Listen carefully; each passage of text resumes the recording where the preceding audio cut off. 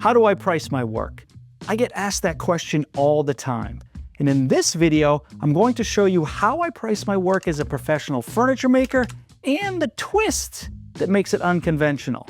But by removing that twist, it will give you a simple approach to pricing your work more consistently. And the furniture piece we will be focusing on is this, an ash desk with some super cool details like LED illuminated drawers, brass accents, a white LED oil finish, and some colorful 3D printed drawer organizers. Now, I'm not only going to break down the cost estimate for this job, I'm going to track the actual hours spent building in the shop and the actual material costs. And at the end, I'll show you just how accurate or inaccurate my estimate was.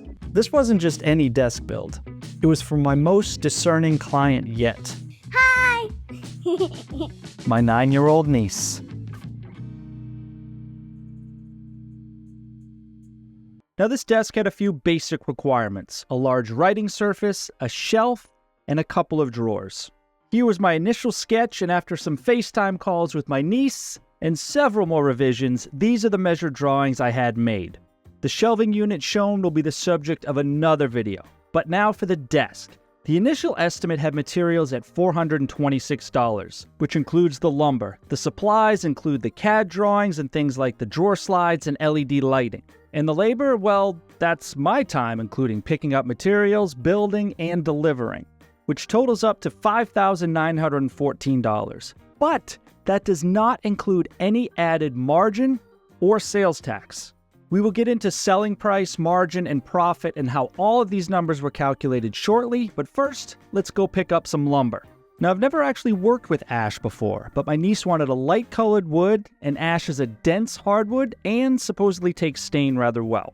My friend Mary from Kodamari Design also stopped by to point at things, but was nowhere to be found when I needed to check out. And from the lumberyard, I drove straight to my buddy Pete's house where he could laser cut me the templates for the legs out of some 1/4-inch MDF. Now, typically these would cost about $50, but Pete did me a solid and cut them out for free, so that's $50 back in my pocket. Thanks, Pete. Now, back at my shop, I could start figuring out what I was going to do with this ash. Oh boy. I don't know where that walnut came from. I guess it got a little jealous that I was cheating on it. I stared at this ash for a while and got kind of bored, so decided to have a little fun with some chocolate chips. All right, back to business. Now, I wanted to accurately track all the hours spent in the shop building. I better get to work. So I started a timer. At the end, we'll add in the initial design time and the lumber run time to the shop labor total. Now, the first order of business was to work on the legs, and since I couldn't find thick enough material to do them out of one giant chunk, I was going to have to do some glue-ups. And after jointing and planing to give them a well-prepared glue surface, it was time to start slinging glue. And while that goes on, let's get back to our discussion about margin and profit. Now, margin is the amount left over after covering just the cost to make the piece, like materials and labor. It helps you see if each piece is priced correctly. But profit is what's left after paying all expenses, including rent, utilities, and marketing. So margin helps you see if each piece is priced right, while actual profit tells you if the business is truly making money. And for a custom furniture business, a profit margin in the 10 to 15% range is usually sustainable. Isn't that right, Jerry? And there you have it. And since I basically used up all of my 12-inch F-style clamps on the first glue-up, this time I decided to put a couple dominoes in there to make sure it didn't slide around, and then I slid it into the back bag and let that thing do its, well, thing that it does. At which point, Jerry decided to curl up and take a nap. And I gotta say, removing the vac bag option versus removing 40 clamps from the clamped version was much easier. After a quick milling session to get these blanks squared up on all 4 sides, I decided to put them aside because I had another glue up I wanted to get to, and that was for the top of the desk. Now, when I was picking out my lumber, I didn't see any 4/4 ash that I liked, so I had to get 5/4 for this, which means I had to waste some material running it through the planer. But Sometimes you have to sacrifice a little waste to get the best possible looking grain. And as you can see from the little timer there, I'm at currently almost 2 hours of work so far. Not too bad, actually. It's been a pretty productive first day. And now for one of those moments where my indecisiveness stresses me out. And that's arranging the boards to get the best possible looking grain. You really want this to look very intentional, almost like it's one giant glued up slab. So my advice to you is look at it from every angle, from both ends, from the top, from behind, and your eye will tell you if it's right. In the end, I think they were laid out in the best possible way, but it also helped that these boards were extremely similar, and I think they were actually from the same tree. Now, I'm sure you're used to everybody using dominoes for these plank glue-ups, but I decided to use the biscuit joiner since it was getting a little dusty sitting on the shelf. Serves the exact same purpose, just helps with alignment when you're gluing these boards up. And with the top in the clamps, that brings us to the end of day 1 at 4.5 hours. Okay, already hit the first snag of this build. So if I lay out my template on the front of my leg, hey, everything looks good, grain is good. But when I lay it out on the side, again, everything looks good, but the glue seam is right here.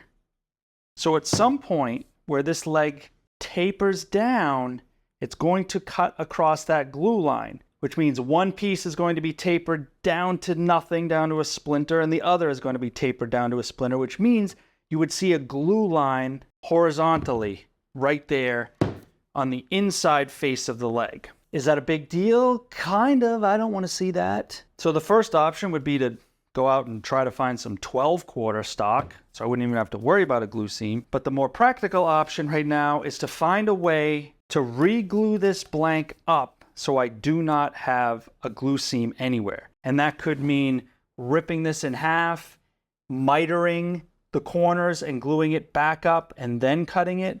I'm not sure. And while I contemplate that, I figured I'd lay out my parts for my drawer fronts and my aprons, and then get over to the bandsaw and start resawing those blanks in half. Now, fortunately, I did have enough material from those 2 blanks to make up the parts for 4 mitered legs. So, crisis averted there. And that puts us to the end of day 2, which is just about 9 hours, which I know doesn't sound like a lot, but hey, it was the weekend. I took it easy. All right, I'm going to lay out for these dominoes, new ones, not these ones. I have to be very careful here because as these legs taper down, I have to make sure that that domino will not be exposed once it's cut. Now, I'm specifically using dominoes on this because when you try to glue up a miter, they want to slide all over the place, and the domino does a pretty good job of keeping things in alignment when you clamp them. Now, you could use something like dowels or biscuits to glue up miters like this. Personally, I've just found that dominoes hold those pieces in place much better when trying to clamp them. And while Shopkeith gets those glued up, let's get back to how I price my work. For years, I've been using a spreadsheet called the Made for Profit Pricing Guide. It's specifically targeted towards small business owners who make handmade items, like me and probably a lot of you.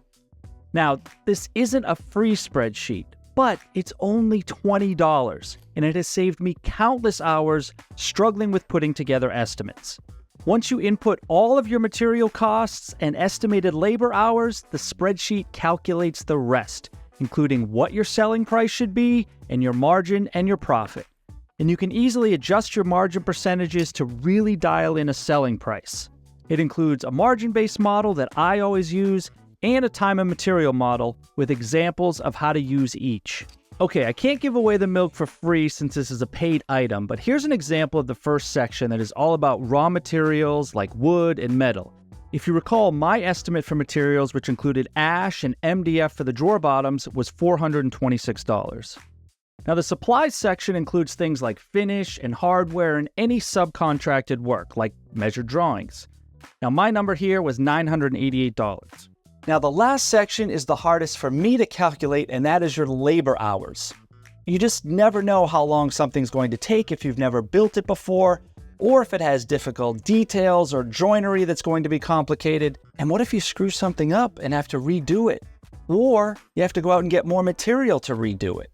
There's just no way to anticipate problems that you may run into, or the actual hours things are going to take. Now, typically what I like to do is to break things up into 4-hour chunks. For example, going to pick up lumber was 4 hours. Breaking down material and doing the first round of milling was 4 hours. And then a full day's work is an 8-hour chunk. The last section crunches all those numbers and determines margin and profit. And for this desk, at a 10% margin, my selling price was $65.71 with an actual profit of $656.40. Now, I'm sure most of you are saying, $6,500 for a desk, that's insane. And although it sounds high when you factor in the cost of materials, supplies, and labor, it's a pretty fair price. But remember in the intro when I mentioned the twist that makes my pricing unconventional? Well, we'll get to that shortly, but I'll show you exactly why that isn't my actual selling price and why there's wiggle room. All right, back to building. Specifically, leg templating. Now, as you can see, I left 1/8 of an inch extra at the top of the leg because I decided to make the top a little thinner, which meant that I had to make the legs a little bit longer to get to that 30-inch desk height. Now, roughing out these legs on the bandsaw proved to be a little trickier than I thought. As you can see, I have an outrigger on the side that offers support, but the problem is once you cut one side off, you're left with a bit of a teeter-totter. So by just whittling away a little bit into that corner, breaking that off, it was much safer and I was able to keep everything flat on the table. And at this point, I was already at 20 hours of work. And Lola was already exhausted. Now, double-sided tape is typically my go-to method for attaching templates when pattern routing. But I noticed very quickly, since I was removing so much material at once, that the pattern was moving a little bit and flexing with that double-sided tape. So, as you can see here, I made a new template out of 5/8 Baltic birch, which proved to be much more stable and have a lot more holding power with that double-sided tape. And since that pattern bit didn't have a long enough cutting length to do the whole thing in one pass, I took the template off, raised the bit, and then finished it off. Now you could just as easily trim these on the miter saw or with a hand saw if you prefer, but I like a sled on the table saw. Table saw? Table saw.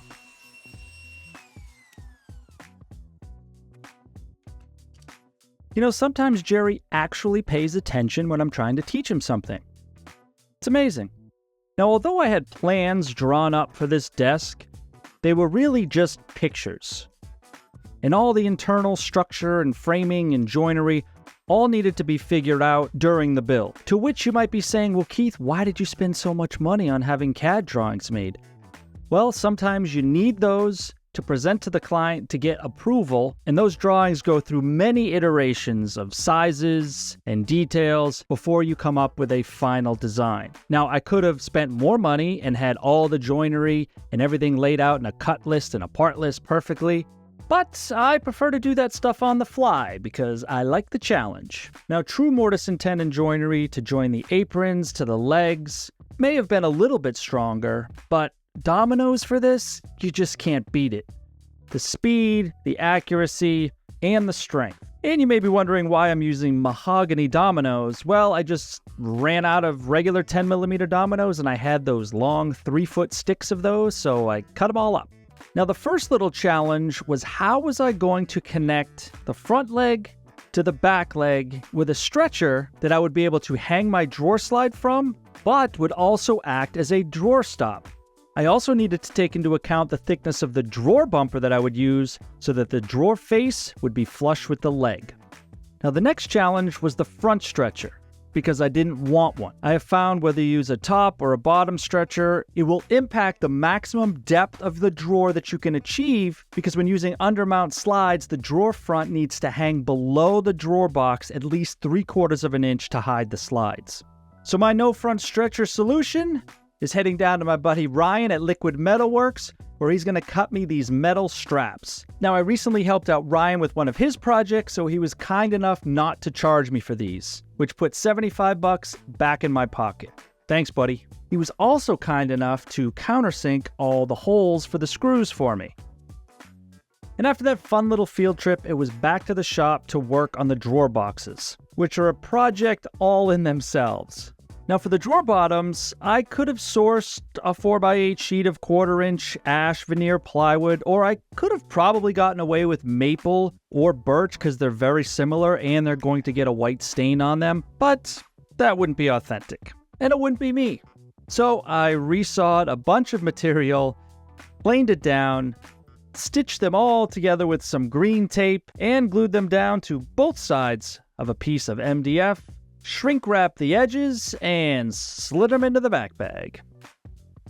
Later that evening, I was able to pull them out, get all that green tape back off, and then run them through the drum sander to even out any inconsistencies and get them nice and smooth. Whoa, I'm at 40 hours already. But let's understand that number a little bit better. Because when you are filming something that you are building and you're moving the camera around, adjusting the lighting, adjusting the focus, adjusting the shot, messing with the microphone, those hours add up quickly. So even though I'm 40 hours into this build, it's difficult to pinpoint the exact number of hours spent building versus filming. Unfortunately, it's just one of those incalculable variables. Now the drawer box construction, as you may have noticed, is just traditional rabbets or rebates. Okay, next conundrum. These are LED light bars by Headish. This is a kit. One gets mounted on each side of the drawer. There's a battery pack in the back. These wires get fed through and hook up to that. And this only needs to be charged once per year.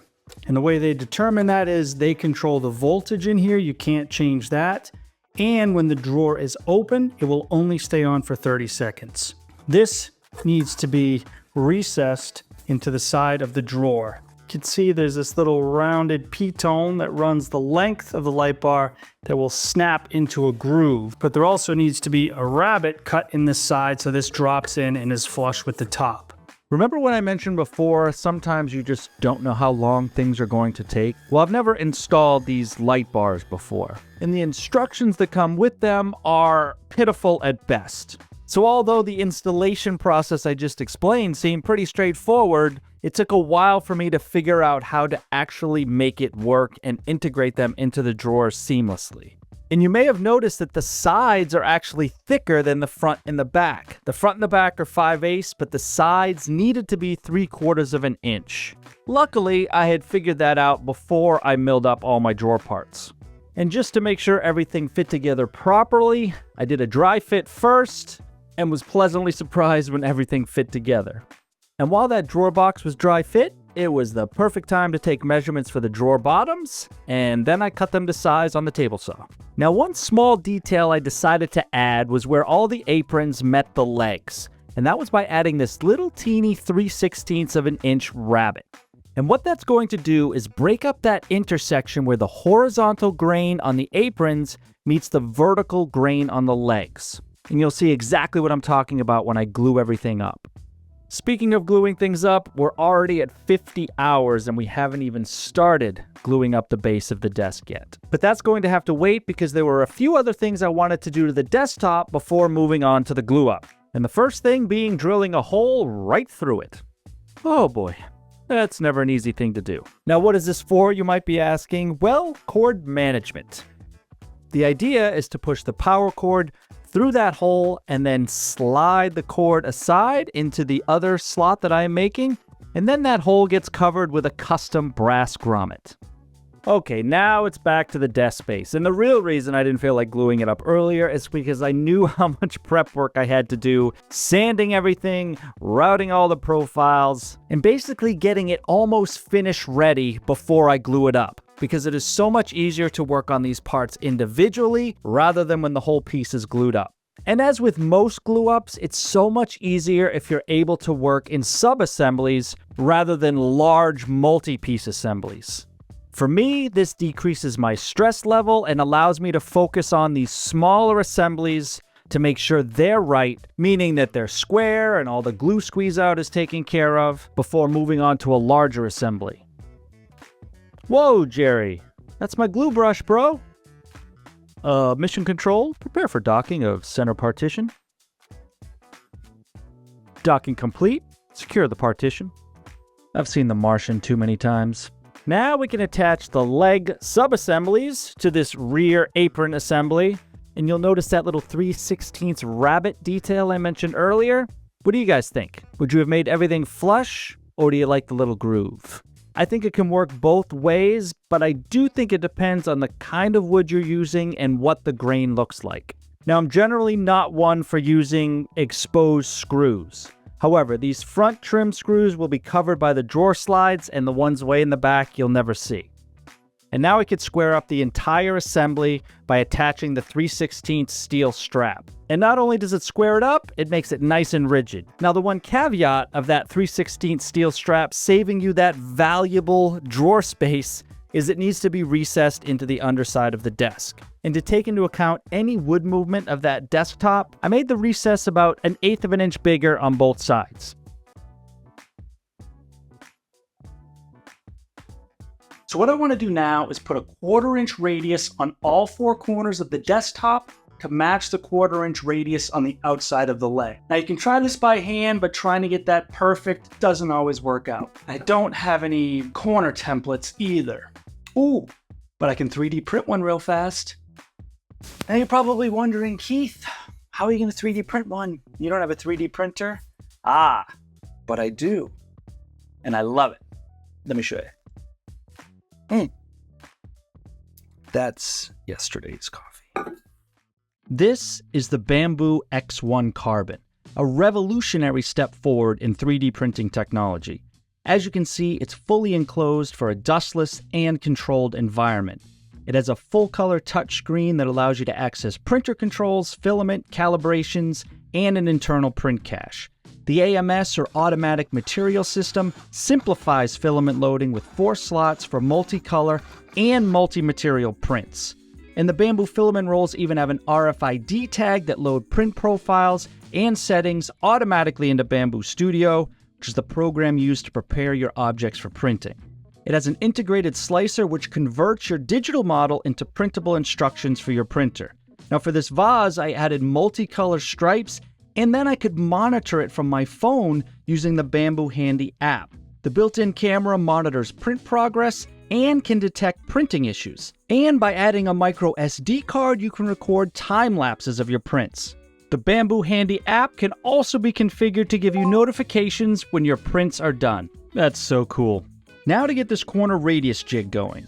This is one of the countless free files you can find online in places like MakerWorld, where creators worldwide share their printable files. Another awesome feature of Bamboo Studio is it shows you how much filament you will need, the potential cost of material, and how long the print will take. So with the jig body and holder printing first, and then the interchangeable radius pieces, it took about 8 hours in total.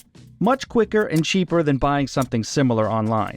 Now I've had a Bamboo X1 Carbon for almost 2 years, and even though I had no idea what I was doing when I first started, I definitely saw potential for integrating 3D printing into my business for another stream of revenue. Now I was quickly able to do that with products like this that I developed, the Lamello miter block for the Zeta P2, which has paid for that machine more than 10 times over. And don't worry, you don't need to know how to 3D model. I outsource all of my modeling, and it is very cost effective. So if you have an idea for a product, it can easily be brought to life with a 3D printer, and you can continually modify it and prototype it until it's ready for production. You can also use your printer for printing templates, tool holders, or something as goofy as Mini-Me with Shopcat Jerry and Lola. I also wanted to surprise my niece with some other cool prints like this overlapping planter and a ton of drawer organizers that she could move around and store all of her, well, whatever 9-year-old girls keep in their desk. And now is the best time to invest in one of Bamboo Labs' 3D printers and stock up on filament and supplies during their biggest sale of the year. You will get their biggest discounts on all their products through December 3rd, 2024. Head to the link in the description below, the Bamboo Labs Black Friday page, to get your Bamboo X1 Carbon like mine, or one of their other sizes according to your needs. Thanks Bamboo Labs for sponsoring this video. Wow, this radius template jig is way nicer than I thought it was going to be. Not only is it a great design, it printed perfectly on the Bamboo X1 Carbon. And the inserts have these easy-to-read numbers, and I love the recessed slots for the Festool clamps. The only thing I would recommend if you do decide to print one of these is to print the screw with 100% infill, because they will crack easily if you over-tightened. I learned that the hard way. Now for the upper shelf, I decided to do a 1/2 inch radius on all corners, but then for the desktop, I used a 5/8 radius.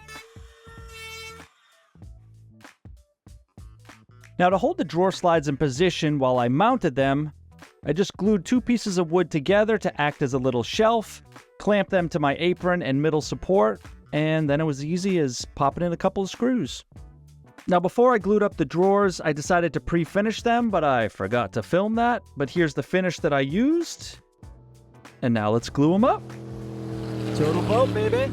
Now you've seen me use Thixo, which is thickened epoxy, many times before on complex glue-ups. It gives you 30 plus minutes of open time and just reduces my stress level so I can stay calm and focus on the task at hand. Now earlier I mentioned there's a twist to my pricing. And part of that twist is that I film all of my furniture builds to create content that can be monetized here on YouTube and other social media outlets. But it's not a windfall because filming and editing videos takes an incredible amount of time, sometimes as long as the build itself. So don't be fooled into thinking there aren't costs associated with content creation. Now, I'm very fortunate that after many years of hard work, companies sometimes supply products and supplies for free in exchange for product placement or for a flat fee. This setup gives me flexibility to offer lower prices to clients with smaller budgets, but with cool project ideas that are challenging and that I think will be interesting for viewers like you. So one of the first things I ask any client before running any numbers is what's their budget. If they're looking for a brand new dining table and their budget is $2,000, I'm not their guy. My goal isn't to lose money from the commission because I might gain it back through content monetization, because there are absolutely no guarantees with that. A video may flop and you make no money, which is why I'm very selective with the projects that I pick. So for this desk, even though my initial estimate came in around $6,500, I could probably whittle it down to the $4,500 range, which, when we subtract out the roughly $1,400 in lumber and supplies, that would be about $3,100 in labor. And then the goal with content is to not only make that price difference back, but to far exceed it. Now, maybe there's many of you that don't agree with this pricing philosophy at all, and I understand it. You might be thinking you need to maximize your profit and get as much as you possibly can for every furniture build. Well, unfortunately, you can't make clients with unlimited budgets just appear out of thin air, which is why I create content.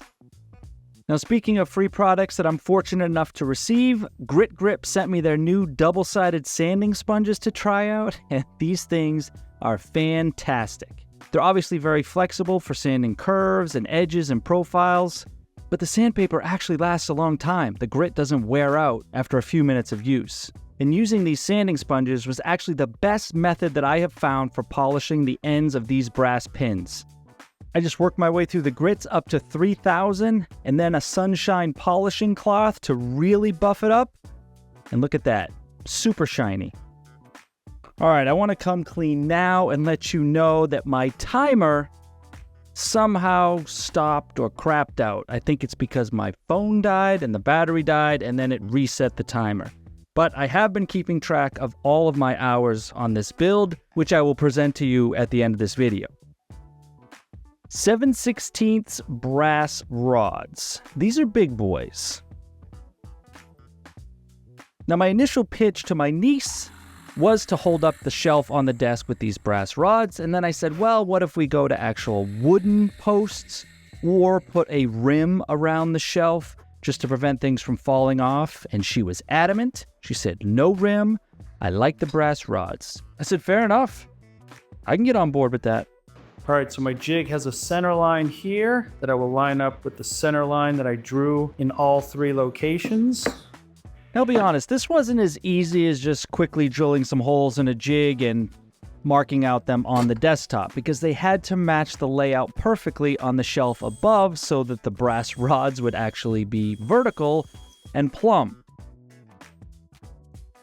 So I definitely spent some extra time here making sure the layout was correct before drilling any holes.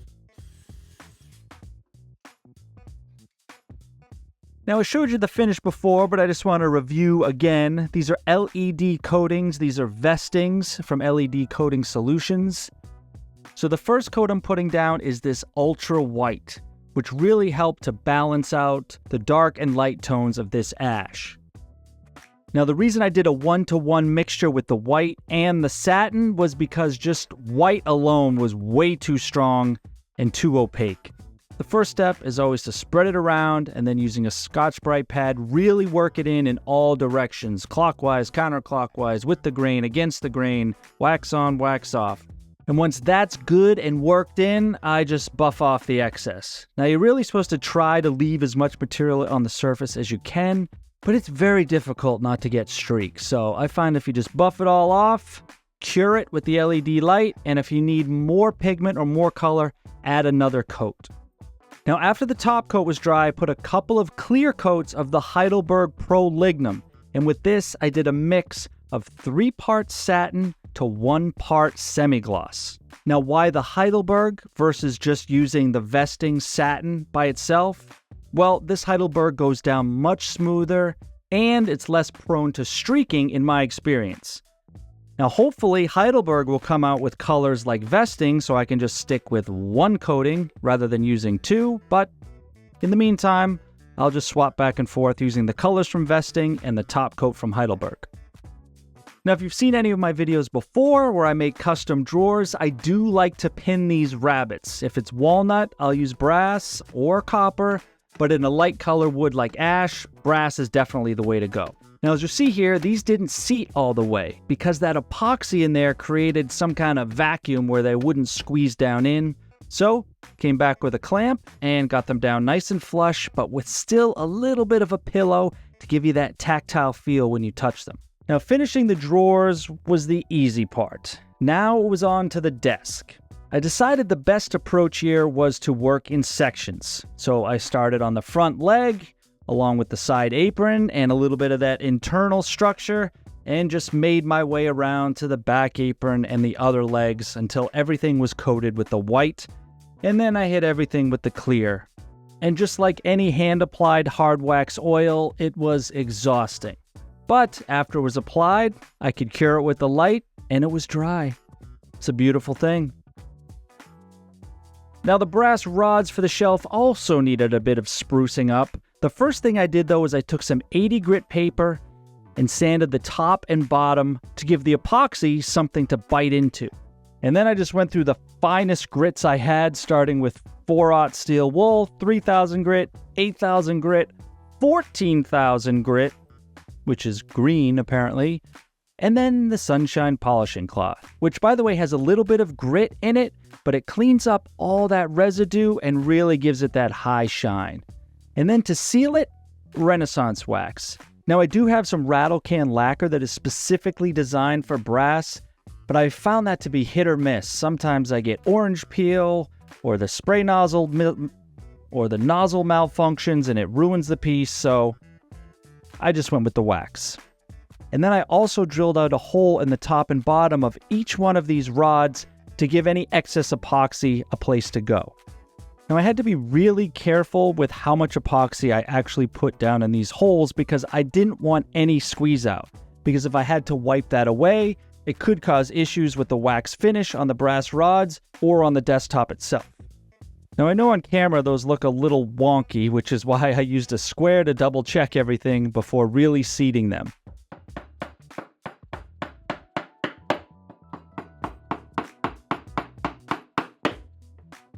I've never actually done a shelf like this on a desk before. I think it looks cool. I'm not really totally sold on its function because it is so narrow. In retrospect, I wish I had made it a little bit wider, but proportionally, I think it works with this desk. And despite what you might think, I was not a drum major in college. Now, while I was whack-a-moling this thing, it was a little difficult to tell if all sections were seated the same depth, so I cut these little spacer blocks and slid them underneath just to be sure.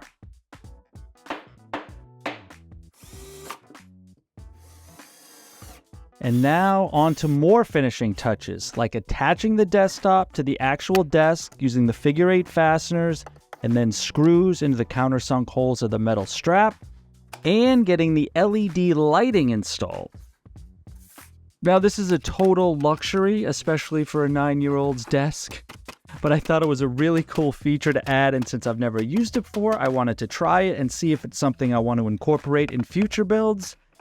But at $100 per drawer, I'm really not sure it's worth the added expense.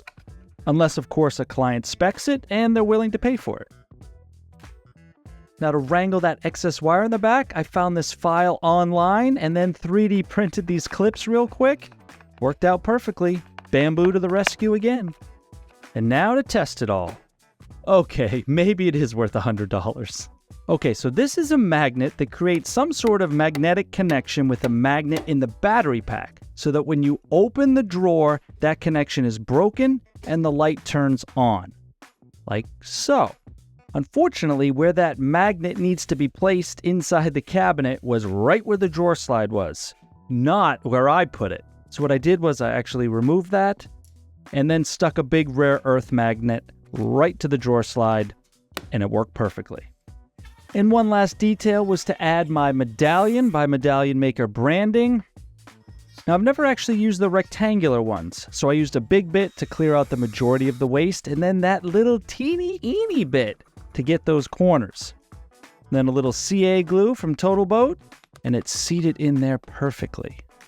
And I'm not sure if you've seen these, but my buddy Justin at Campfire Woodwork sells these awesome brass cutting board feet. They're not furniture feet, they're cutting board feet. But apparently they're great for furniture too, so I'll be sure to leave a link in the description below, and thanks to Justin for sending these over. And a couple more things to get set up before the big reveal to my niece, and that was getting all these 3D printed organizers set in the drawer. And then check this out. Medallion Maker branding made this custom brass grommet with my niece's initial engraved into it. Thanks, Alec. And now for the rest of the 3D printed accoutrement, the little overlapping planter, the multicolor vase, and the little 3D printed Labrador, just like her dog Cody.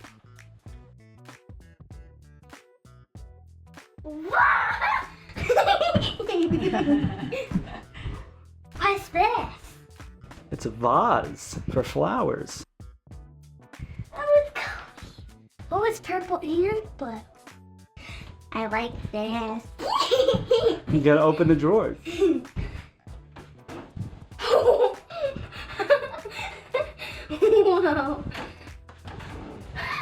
Did you see that light up? Yeah, right here. Like automatic. I like this 3D printed kind. It's like purple. Love it! It's Jay!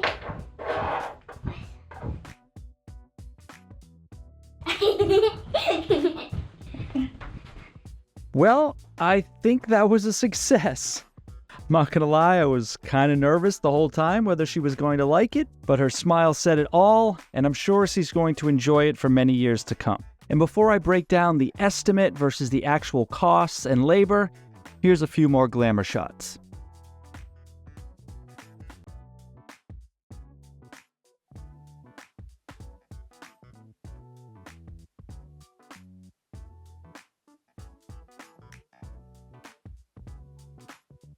Okay, now let's dive into the numbers a little bit. The initial estimate was $59.14, but that had no margin or sales tax. Materials $426, supplies $988, and labor $4,500, which was 60 hours at $75 an hour. Now here's what really happened. Materials came in right where they should have been. Supplies gave my bottom line a bit of a boost. The drawer slides from Celiche, the templates, the LED finish, and the steel support strap all contributed to this $385 difference. And now the big one, labor.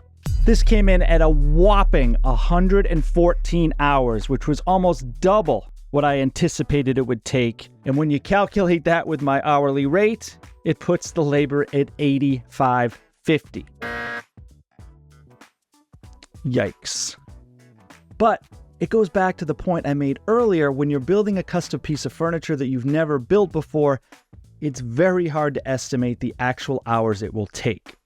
Now, yes, I spent almost double the time in the shop on this one, but we have to remember, filming, moving the camera, adjusting the mic, filming something because I forgot to hit record on the camera, all of those things contributed to more time in the shop, which let's just say is 10 to 15% extra. So that cuts it down to about 100 hours. Now, things always take me longer because I go above and beyond with all these special little details like the brass pins and the LED lighting in the drawers. But the fact is, those are things I love to do. So if it means spending extra hours in the shop to accomplish them, I'm totally fine with that because they give me enjoyment, satisfaction, and pride in what I do. With all that said, the bottom line here is I really think that made-for-profit pricing sheet is the perfect baseline for you to start establishing more consistent pricing. And it may open your eyes to the fact that you may not be charging enough for your work and undervaluing what you do. So if you have any other questions about how I price my work or how I don't do it correctly or with a twist because of content creation, let me know in the comments. And Shopcat Jerry here also wanted me to remind you that if you're thinking of getting into 3D printing, now is the best time because Bamboo Labs has their Black Friday sale going on through December 3rd, where you can print awesome stuff like this circle radius jig with the templates that I did and all the cool 3D printed products I did for my niece, including the vase and the planter and all the drawer organizers. That Bamboo X1 Carbon is a Cadillac. I absolutely love it, and I think you would too. Jerry, anything to add?